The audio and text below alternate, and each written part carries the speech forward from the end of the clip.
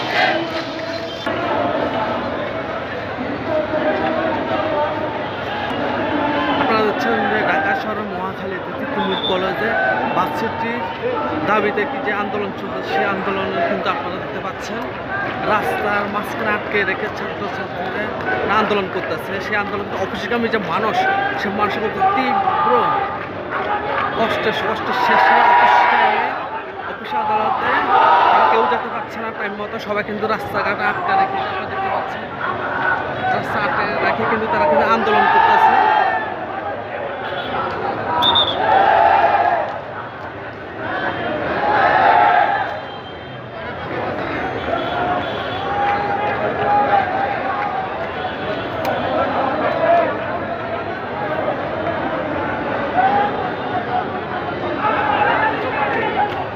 আন্দোলনকে একটাই তাদের দাবি, তাদের যে তুমি কলেজ সেটা কিন্তু ভার্সিটিতে ঘোষণা দেওয়ার জন্য তারা ভার্সিটি চাচ্ছে, সেজন্য আন্দোলন চলছে তুমি কলেজের শিক্ষার্থীরা।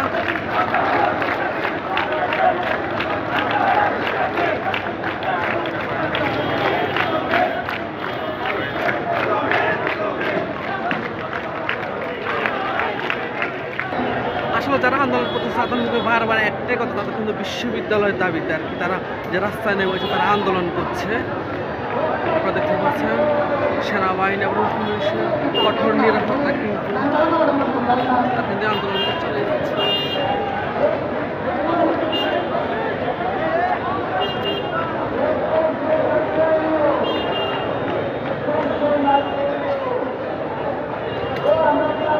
আসলে অফিস টাইম হওয়ায়, অফিস খোলা হওয়ায় কিন্তু মানুষের কিন্তু চরম আকারে ভোগান্তির যেন শেষে নাই। তারপরে কিন্তু আন্দোলন করে যাচ্ছে, মানে তারা তাদের আন্দোলনকে দাবি চালাচ্ছে, কিন্তু সাধারণ মানুষের কথা একবার চিন্তা করতেছে না। সাধারণ মানুষ কিন্তু তাদের উপর অনেক ক্ষোভ। তারা আন্দোলন করতো ফ্রাইডে বা বন্ধ দিন, সেদিন অফিসগামী বন্ধ থাকে, সেদিন আন্দোলন করার কথা বলছিল, কিন্তু তারা কিন্তু আন্দোলন চলে যাচ্ছে। কিন্তু অফিসগামী মানুষ বা অসুস্থ যারা আছে ঠিকঠাক মতো হাসপাতালে পৌঁছাতে পারতেছে না।